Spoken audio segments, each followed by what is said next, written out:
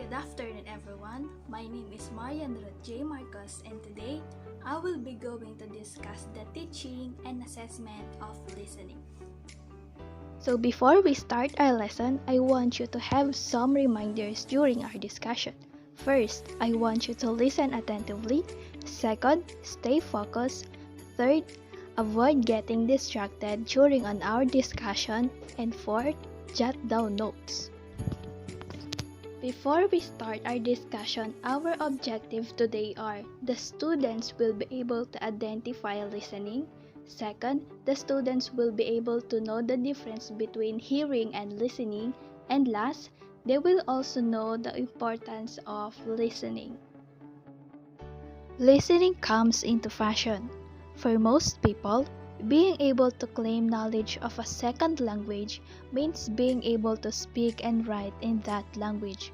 In 1960s, the emphasis on oral language skills gave it a boost and it became fashionable again in 1980s.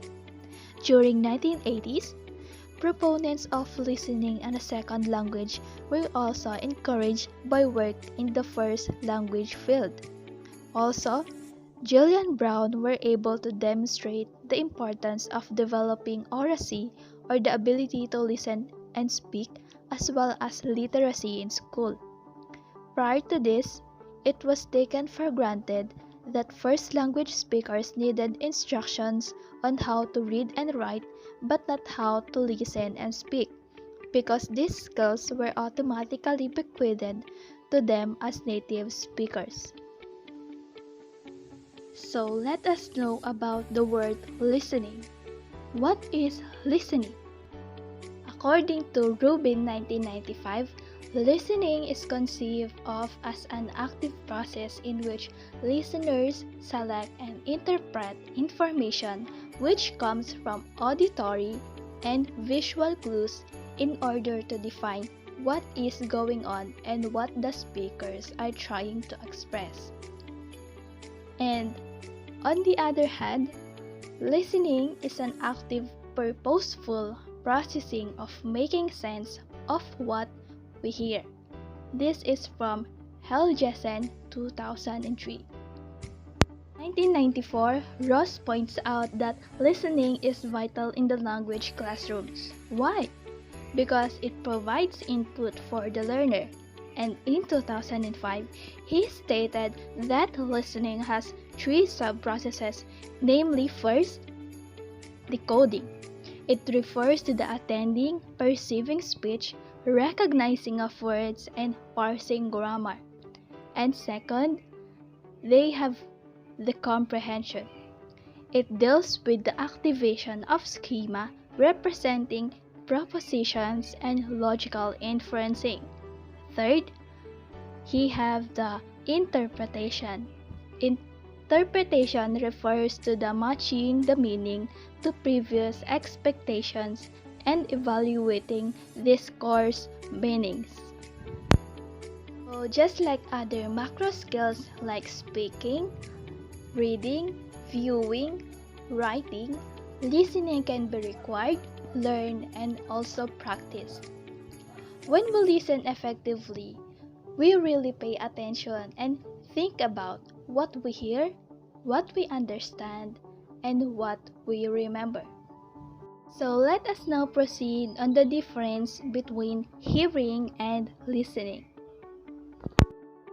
So when we say hearing, it is defined as the sense that perceives sound and the process by which sound is perceived, while listening means the ability to accurately receive and interpret messages in the communication process. Klein 1996 also states that hearing is the reception of the sound, listening is the attachment of meaning of the sound. Hearing is passive, listening is active. So, Ross 2002 also gave difference of hearing and listening. Hearing means is a form of perception. Listening is an active and intentional process. To summarize, Although both hearing and listening involve sound perception, the difference in terms reflects a degree of intention. According to Flowerdew and Miller in 2005, all children are born with the ability to hear. Children first listen and then start to speak. They speak before they read, and finally writing comes after reading. That is, among all of the other language skills, listening is first one to appear. And as Anderson and Lynch 2003, understanding is not something that happens because of what speaker says. The listener needs to make connections between what she hears and what she already knows. And at the same time, he or she tries to comprehend the meaning negotiated by the speaker. Let us now proceed on the importance of listening.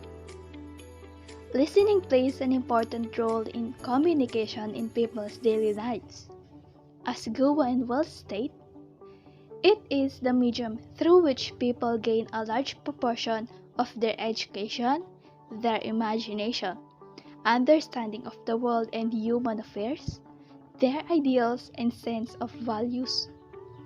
Through listening, learners can build awareness of the interworkings of language systems at various levels, and thus establish a base for more fluent productive skills. Listening is also an important role not only on our daily lives, but also in classroom settings. In 1994, Ross explains the importance of listening in language classrooms as follows. Number 1. Listening is vital in the language classrooms because it provides input for the learner. Without understanding input at the right level, any learning simply cannot begin. Spoken language provides means of interaction for the learner. Because learners must interact to achieve understanding, access to speakers of language is essential. Moreover, learners' failure to understand the language they hear is an impetus, not an obstacle to interaction of learning. Authentic spoken language presents a challenge for the learner to understand language as native speakers actually use it. Listening exercises provides teachers with means for drawing learners' attention to new forms such as vocabulary, grammar, new interaction patterns in the language.